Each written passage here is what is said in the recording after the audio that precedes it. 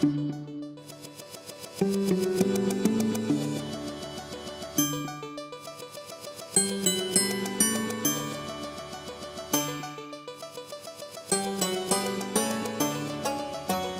on this tour has been completely eye-opening for me. There's so much that I've learnt in theory that I just haven't had a chance before to see in reality.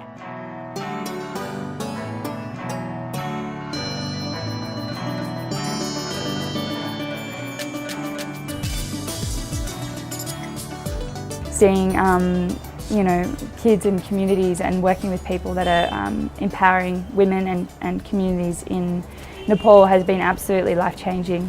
I think I'll go back to Australia with a greater appreciation of what we have and the things we don't have to worry about just day to day. It just completely took us out of our comfort zones and really showed us how other people in the world live.